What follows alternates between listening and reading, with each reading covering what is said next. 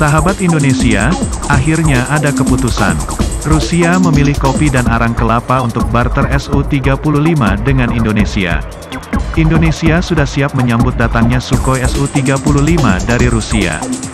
Bahkan Indonesia sudah menyiapkan hanggar Su-35 di Skadron 14 TNI AU. Intinya, segala persiapan sudah dilakukan untuk mengoperasionalkan Su-35 jikalau jet tempur itu benar-benar tiba di Indonesia. Sebelumnya pembelian Su-35 tertunda karena Rusia belum mendukung penuh usaha kedaulatan nasional Indonesia. Sebelum AS dan NATO memberi tawaran berbagai alutsista untuk udara dan laut ke Indonesia, sejatinya Rusia sudah menawarkan paket komplit Su-35 dan korvet Karakut beserta senjatanya, tulis @forum pada instastory-nya, Jumat tanggal 27 Agustus tahun 2021. Namun karena pertimbangan geopolitik regional seperti Laut Cina Selatan dan Rusia cenderung diam dalam isu tersebut membuat Indonesia memutuskan untuk lebih memilih tawaran dari negara yang mendukung upaya menjaga kedaulatan nasional, tulis @forum.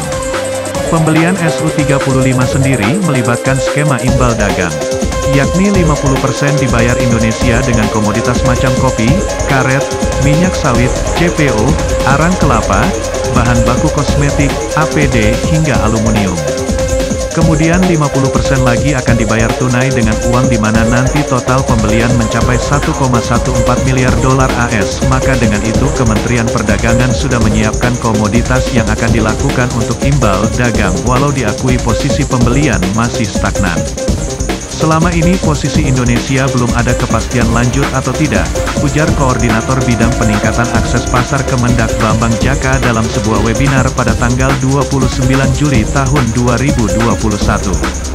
Intinya sampai sekarang, pembelian masih berproses. Lanjutnya, tersendatnya proses pembelian mengakibatkan Su-35 tak kunjung datang.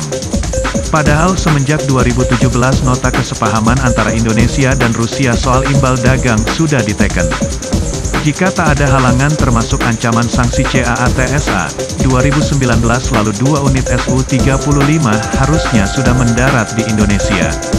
Namun kini ada sedikit secercah kejelasan di mana Duta Besar RI untuk Federasi Rusia Jes Antonio Morato Tavares, Direktur Fasilitasi Ekspor dan Impor Martin, Atase Perdagangan Tengku Bayu Nasrul Shah, hingga perwakilan dari Lembaga Pembiayaan Ekspor Indonesia, PT BNI Terbuka dan PT Askrindo menyaksikan penandatanganan MO antara PT Perusahaan Perdagangan Indonesia dan LLC Miriat Group untuk melakukan skema imbal dagang dengan Rusia.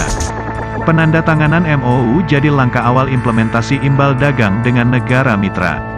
Harapannya upaya ini turut meningkatkan hubungan bilateral Indonesia-Rusia, jelas Martin dalam siaran pers secara virtual pada tanggal 5 Agustus tahun 2021.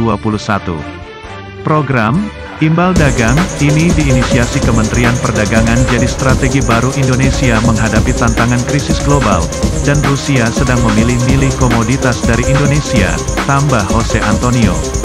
Apakah Su-35 akan segera tiba di tanah air? Mari kita nantikan bagaimana kelanjutannya. Semoga semua itu terrealisasi, sesuai dengan keinginan kita rakyat Indonesia. Salam Indonesia Raya.